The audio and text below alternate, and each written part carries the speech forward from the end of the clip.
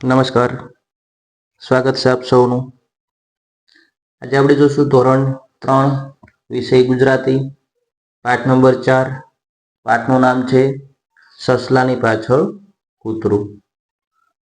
તો ચાલો જોઈએ। સૌથી પહેલા એક પ્રવૃત્તિ આપેલું છે, ચાલો ગાઈએ ગીતડું। તો જોતા જઈએ। જોતાજીના ડાક્ટર માપો જરાક નાડી, બીમાર મારું ચપ્પલ દવા કરો ને સારી, મને ડંખે વારે વારે તેની ટેવ નઠારી, થેન્ક યુ કહીશ તમને આપો તમે સુધારી। બરાબર। તો સરસ મજાનું અહીંયા જૂતાજીના દાક્તર એટલે કે મોચીની વાત છે આપેલી છે કે મને મારું જે જૂતું છે, બરાબર, ચપ્પલ છે એ સારું કરી આપો, તો તમને હું થેન્ક યુ કહીશ। આગળની પ્રવૃત્તિ છે કે નીચેની ડિઝાઇન છે અલગ જો અને ત્યારબાદ આ રીતની તમે તમારી જાતે છે એ ડિઝાઇનની કરવાનો પ્રયત્ન કરજો। ત્યારબાદ નીચે છે 50। આગળ છે આકૃતિઓ બનાવો અને તેના આધારે જવાબ છે લખો। તો અહીંયા આપેલું છે કે દિવાસળીની મદદથી આ રીતની છે આપણે આકૃતિ બનાવવાની છે અને ત્યારબાદ આકૃતિ ઉપરથી નીચેના જે પ્રશ્નો છે એના જવાબ છે લખવાના છે। તો એમાં પહેલો પ્રશ્ન છે કે પહેલી આકૃતિમાં કેટલી દિવાસળીની જરૂર પડી? તો આપણે ગણીએ તો ટોટલ થશે 26। પહેલી આકૃતિમાં કેટલા ત્રિકોણ છે? તો ત્રિકોણ આપણે ગણીશું તો ત્રિકોણ થશે 14। બીજી આકૃતિમાં કેટલી દિવાસળીની જરૂર પડી? તો જવાબ આવે 13। આગળ ચોથો પ્રશ્ન છે બીજી આકૃતિમાં કેટલા ચોરસ બનેલા છે? તો ચોરસ છે એ કેટલા બનેલા છે? તો 4। આકૃતિ 1 કરતા આકૃતિ 2 માં કેટલી ઓછી દિવાસળીની જરૂર પડી? તો જવાબ આવે 13। આગળની પ્રવૃત્તિ છે કે શબ્દ ચિત્ર ઓળખો અને શબ્દ લખો। અહીંયા જે શબ્દ ચિત્ર આપેલા છે એમાં શું લખેલું છે આપણે લખવાનું છે, બરાબર। તો પેલું છે એ 12માસી છે, ત્યારબાદ નાક, ત્યારબાદ બગલો 3 નંબર ઉપર, 4 નંબર ઉપર ડાળી, 5 નંબર ઉપર આંખ, 6 નંબર ઉપર ઝાડ, 7 નંબર ઉપર ધજા, 8 નંબર પર દડો અને 9 નંબર ઉપર ટિફિન છે એ શબ્દ લખેલા છે। આગળ છે 6 નંબરની પ્રવૃત્તિ કે વાક્ય ચિત્ર વાંચો અને વાક્યોનું અનુલેખન કરો। અહીંયા વાક્ય ચિત્ર આપેલા છે, બરાબર। જે રીતે શબ્દ ચિત્ર હતા એ રીતે વાક્ય ચિત્ર આપેલા છે। વાક્ય પણ આપણે જોઈ શકીએ છીએ અને એમાંથી એક કપ છે એ બનેલો છે અને ત્યારબાદ નીચેનું વાક્યો છે એમાંથી ઘર બનેલું છે, બરાબર। તો અહીંયા જે શબ્દો વાક્યો આપેલા છે એનું અનુલેખન બાજુમાં જે જગ્યા આપેલી છે ત્યાં આપણે કરવાનું છે। તો એ તમારી જાતે છે અનુલેખન છે અહીંયા જે રીતે કરવું છે એ રીતે કરી નાખજો। આગળની પ્રવૃત્તિ 7 નંબરની ખોટા શબ્દ પર બોક્સ છે દોરો।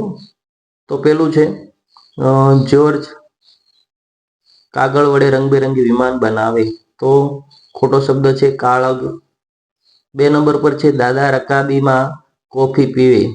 તો રબાકી છે એ ખોટો શબ્દ છે, તો એના ફરતે આપણે છે ચોરસ અથવા આ રીતનું બોક્સ છે દોરવાનું છે। 3 નંબર પર છે પેન્સિલથી લખેલું ભૂંસી શકાય છે। તો પેલું પેન્સિલ છે રહેવા દેવાનું છે, બરાબર, ખોટો શબ્દ છે એના ઉપર રાઉન્ડ કરવાનું છે। ચોથું છે મેઘાએ લાલ રંગના ફુગ્ગા ફુલાવ્યા। રગના છે તો એના ઉપર છે સર્કલ। 5 નંબર છે અજગર ઝાડને વીંટળાઈ ગયો, બરાબર, તો ખોટા શબ્દ ઉપર છે એ બોક્સ દોરવાનું છે। વાળ કાપવા વાળંદ પાસે જવું પડે। તો ખોટા શબ્દ ઉપર છે એ આ રીતનું બોક્સ દોરવાનું છે। જગદીશ નમૂના પ્રમાણે કાગળનો પંખો બનાવે છે, બરાબર। તો પેલું જે છે એમાં પ્રણામે અને બીજામાં બવાને ઉપર આપણે આ રીતના છે એ બોક્સ દોરીશું। ત્યારબાદ છે શ્વાસોશ્વાસ બોલવામાં તકલીફ પડે છે। તો ખોટા શબ્દ અહીંયા આપેલા છે એ રીતે બોક્સ દોરવાના છે। 9 નંબર ઉપર બનશે અહીં અલગ રંગના કાગળના ટુકડા ચોંટાડો. 10 નંબર પર બનશે જલેબી સાથે ફાફડા ખવાય.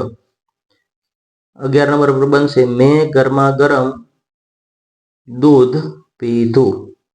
બરાબર, તો આ રીતે છે એ ખોટા શબ્દ છે એના ફરતે આપણે બોક્સ દોરીશું. ત્યારબાદ આગળની પ્રવૃત્તિ છે જુઓ, શીખો, બનાવો અને કહો. તો ટોર ચોડે છે આપણે આંગળા છે, પુસ્તક છે, ચોકની મદદથી પડછાયા છે પાડવાનો છે. એ તમારે રીતે છે એ ટ્રાય કરી અને જોઈ લેજો. બરાબર, અહીંયા જે રીતે આપેલા છે એ રીતે તમે હાથના અલગ અલગ ટોર ચોડે છે એ પડછાયો છે એ પાડી અને અમુક ચિત્ર છે હાથી, શું કહેવાય, હાથી છે, હરણ, ત્યારબાદ સસલું. બરાબર, તો આ રીતના બધા પ્રાણીઓ છે, પક્ષીઓ છે એ પડછાયા છે પાડી અને કરી શકશો. આગળ છે 9 નંબર આંગળાનો જાદુ. જોતા જઈએ. આંગળાનો જાદુ, મારા આંગળાનો જાદુ, મારા આંગળામાંથી 2 હરણ બની જાય, ઊંચા કાન કરીએ એ તો ઠેકડા મારતા જાય. જો પેલું આકૃતિ તમે જુઓ, બરાબર, તો સરસ મજાનું હરણ બનવું હોય એવું આપણને આભાસ થાય. ત્યારબાદ છે આગળ મારા આંગળામાંથી પતંગિયું બની જાય, ઉડતું જઈને ફૂલ પર બેસે એ પણ ફૂલ થઈ જાય. તો આ રીતે 2 હથેળીનો ઉપયોગ કરીને આપણે પતંગિયું બનાવી શકીએ. મારા આંગળામાંથી માછલી બની જાય, પાણીમાં એ સરસર તરતી ઉપર નીચે થાય. બરાબર, તો આ રીતે છે તમે માછલી પણ બનાવી શકો. આંગળામાંથી પેન્સિલ પકડું, ચિત્રો સરસ દોરાય, આંગળામાંથી પીછી પકડું, રંગો નવા ભરાય. બરાબર, તો આ રીતે તમે બનાવી શકો. ક્યારેક મારી આંગળી આ તોફાની થઈ જાય, કાનમાં જઈને ખણખણ કરતી આવું ન કરાય. બરાબર, તો આ આંગળી તે ઘણી વખત છે તોફાની થઈ જાય તો કાનમાં છે આપણે ખંજોળતા હોઈએ. બરાબર, જે કાનમાં ખંજવાળ આવે તો આ આંગળી છે એ ક્યારેક કાનમાં પણ જઈ શકે એમ કે છે. તો આ ગીતના લેખક હતા પ્રકાશ પરમાર. આગળની પ્રવૃત્તિ છે આંગળાની મદદથી જે કામ ન થાય તેની પર ચોકડી કરો.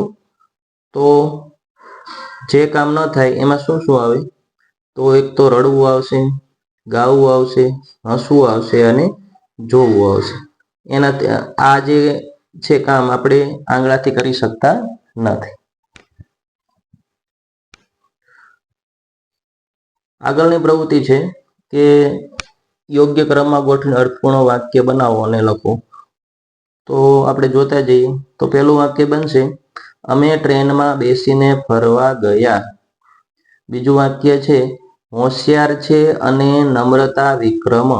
તો એનું સાચું વાક્ય બને કે નમ્રતા અને વિક્રમ હોશિયાર છે. 3 નંબર પર છે ફૂલ પર બેસે છે પતંગિયું. તો સાચું વાક્ય બને પતંગિયું ફૂલ પર બેસે છે. 4 નંબરનું વાક્ય બનશે કે ડ્રાઈવર બસ ચલાવીને પાવાગઢ ગયા. 5 નંબર પર બનશે હરણ ઊંચા કાન કરીને ઠેકડા મારે છે. 6 નંબર પર વાક્ય બનશે અશોક મગધનો રાજા હતો. 7 નંબર પર વાક્ય બનશે ઢીંગલીએ ગુલાબી ફ્રોક પહેર્યું છે. 8 નંબર પર છે મારા આંગળામાંથી પાણીમાં તરતી માછલી બને છે. 9 નંબર પર બનશે કાગડાએ સ્ટ્રોથી લીંબુ શરબત પીધું. 10 નંબર પર છે છોટા ભીમ પરાક્રમો કરે છે.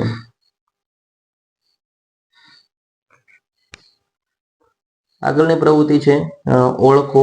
તો સૌથી પહેલા ટ્ર આપેલું છે, ટ્ર પર રાઉન્ડ કરો. તો અહીંયા જે જગ્યાએ ટ્રેન, રાષ્ટ્ર, ટ્રેન અને ઇલેક્ટ્રોનિકમાં ટ્ર છે એના ફરતે આ રીતે રાઉન્ડ કરવાના છે.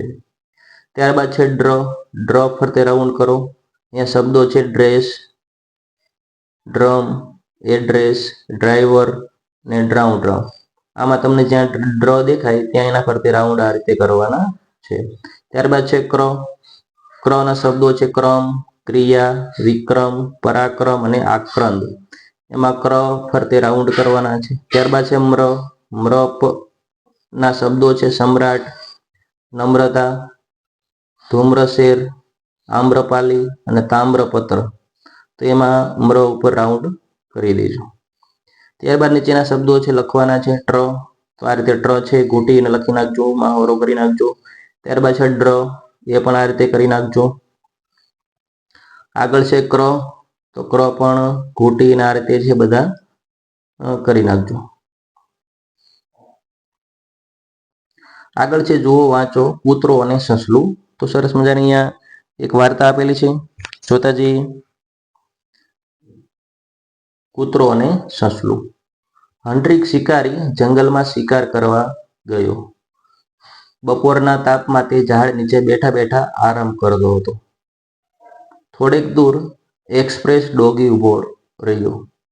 એટલામાં ફાસ્ટું સસલું ત્યાંથી દોડતું દોડતું નીકળ્યું। એક્સપ્રેસ ડોગીના મોંમાં પાણી આવ્યું। તે ફાસ્ટું સસલાની પાછળ પાછળ દોડ્યો। ફાસ્ટું સસલું સુપરફાસ્ટ સ્પીડમાં દોડતું હતું। એક્સપ્રેસ ડોગીએ તેનો પીછો કર્યો પણ પકડી ન શક્યો। ફાસ્ટું સસલું તો જંગલની બહાર નીકળી ગયું। થાકીને એક્સપ્રેસ ડોગી ચાલતો ચાલતો પાછો ફર્યો।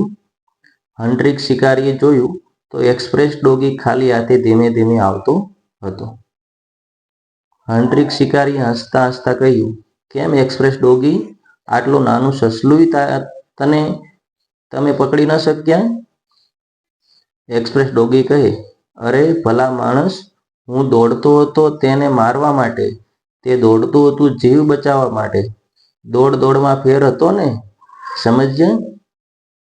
તો સરસ મજાનો અહીંયા બોધકથા જેવી સરસ મજાની આપણને આમાંથી શીખ મળે કે હંમેશા છે મારવા કરતાં બચાવવાવાળો છે એ મોટો હોય છે। તો સસલું છે દોડે છે અને એ કૂતરાના હાથમાં આવતું નથી, અને છેલ્લે એક એક્સપ્રેસ ડોગી છે એ હંટ્રિક શિકારીને કહે છે કે હું તો એને મારવા માટે દોડતો હતો પણ એ પોતાનો જીવ બચાવવા માટે દોડતો હતો, એટલે કે દોડવામાં ફેરતો હોય ને, બરાબર, એમ ખાલી એને સમજાવે છે। ત્યારબાદ આગળની પ્રવૃત્તિ છે સાચો વિકલ્પ સામે ખરાનું નિશાન કરો। તો પેલું છે ફાસ્ટું સસલું બહુ ઝડપથી દોડતું હતું। શા માટે? તો કે એક્સપ્રેસ ડોગીથી બચવા। 2 નંબર પર છે આટલું નાનું સસલું તમે પકડી ન શક્યા, એટલે કે ફાસ્ટું સસલું જીવ બચાવવા ઝડપથી દોડતું હતું। 3 નંબર પર છે આ ચિત્ર વાર્તામાં જીવ બચાવવાની કોને સૌથી વધુ જરૂર હતી? તો જવાબ આવે ફાસ્ટું સસલાને। આગળની પ્રવૃત્તિ છે કૌંસમાં આપેલ શબ્દોનો યોગ્ય સ્થાને મૂકો અને ફકરાને મોટેથી વાંચો। બરાબર, કૌંસનો ઉપયોગ કરી ફકરો પૂરો કરવાનો છે। તો જોતા જઈએ। હંટ્રિક શિકારી જંગલમાં શિકાર કરવા ગયો। થાકી જવાથી બપોરના તાપમાં તે ઝાડ નીચે બેઠો હતો। તેણે થોડેક દૂર એક્સપ્રેસ ડોગીને જોયો। એટલામાં ફાસ્ટું સસલાભાઈ દોડતા દોડતા આવ્યા। આગળ ફાસ્ટું સસલું અને પાછળ એક્સપ્રેસ કૂતરું। ફાસ્ટું સસલું બહુ ઝડપથી દોડે તેથી એક્સપ્રેસ કૂતરો તેને ન પકડી શક્યો। ફાસ્ટું સસલું જંગલની બહાર નીકળી ગયું। તો આ રીતે છે ખાલી જગ્યા છે બધા પૂરી દેજો। ત્યારબાદ આગળની પ્રવૃત્તિ છે વાક્યો ત્યાંથી વાંચો અને 2 વાર શબ્દ વપરાયો હોય તેની નીચે લીટી કરો। તો એમાં પહેલું વાક્ય છે એમાં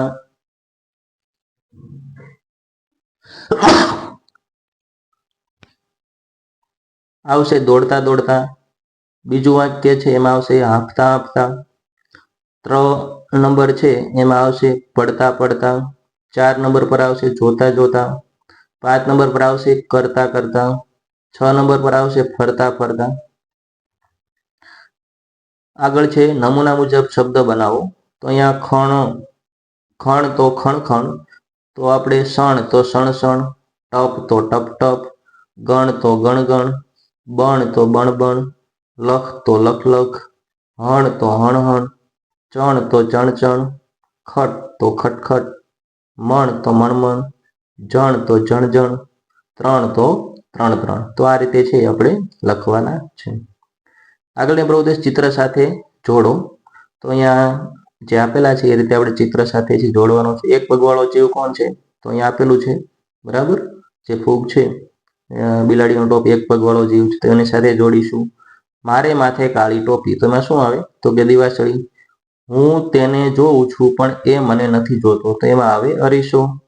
મારે તો ઘણી આંખો, એને ખેંચીને ચાખો, તો એમાં જવાબ આવે સીતાફળ. સાંકડી ગલીને છેડે તલાવડી, તો જવાબ આવે ચમચી. તમારા ઉપરથી ચાલ્યું જાય તો તમને કંઈ ન થાય એવું કયું વાહન? તો જવાબ આવે વિમાન. તેને કાપતી વખતે લોકો તાળી પાડીને ગીત ગાય છે, તો જવાબ આવે કેક. સીટી એની ઘર ઘર વાગે, ખાવાનું એ ચટપટ રાંધે, તો જવાબ આવે કુકર. 4 પગ હોવા છતાં ચાલી શકતું નથી, જવાબ આવે ટેબલ. આગળની પ્રવૃત્તિ છે કયો શબ્દ સાચો અને કયો શબ્દ ખોટો? સાચા શબ્દ પર રાઉન્ડ કરો. તો પેલું છે એમાં આવશે ટાયર, ત્યારબાદ ઠળિયો, ત્યારબાદ હોય, ત્યારબાદ ડામર, ત્યારબાદ ઢાળિયું, ત્યારબાદ સોય, આગળ છે કકળાટ, ત્યારબાદ ઠામ, ધડધડાટ, ટીલડી, ઠાગાઠૈયા, ઝળહળ, ચચળાટ, મઢુલી અને કાગળ. તો આ શબ્દો સાચા છે, એના પરથી આપણે રાઉન્ડ કરવાના છે.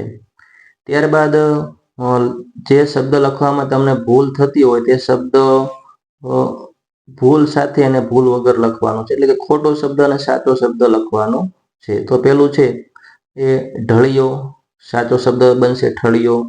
ત્યારબાદ ઠાળિયો, સાચો જવાબ બનશે શબ્દ બનશે ઢાળિયો.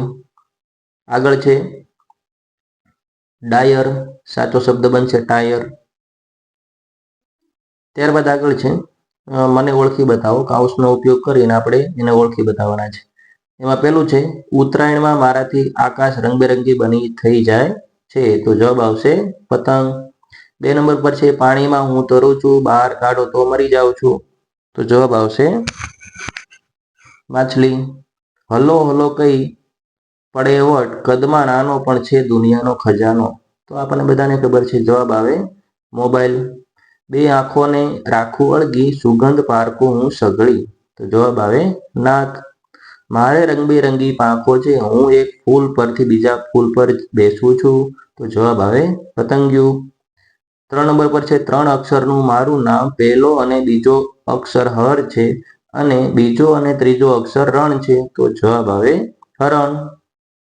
7 નંબર પર છે હું ગણપતિનું વાહન છું, ચૂં ચૂં કરું છું, તો આપણને બધાને ખબર છે કે જવાબ આવે ઉંદર. તો આ પાઠ છે અહીંયા પૂરો થાય છે. આશા રાખીએ કે આ વિડીયો આપ સૌને ઉપયોગી સાબિત થશે. જો તમને વિડીયો ગમ્યો હોય તો વિડીયોને લાઈક કરો, ચેનલને સબસ્ક્રાઈબ કરો અને તમારા મિત્રોને શેર કરો. મળીશું નવા વિડીયો સાથે, નવા ટોપિક સાથે. ત્યાં સુધી જય હિન્દ, જય ભારત.